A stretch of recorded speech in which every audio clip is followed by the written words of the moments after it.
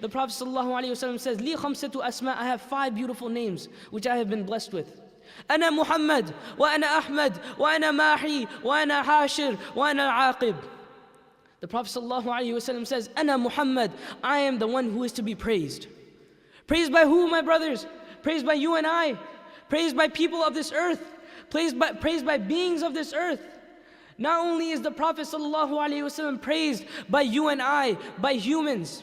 Not only is the Prophet ﷺ praised by the birds in the sky.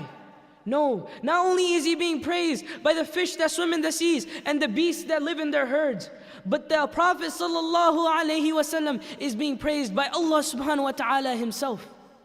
He is being praised by the Khaliq himself, where Allah subhanahu wa ta'ala says, وَالضُّحَى, I swear by your beloved face.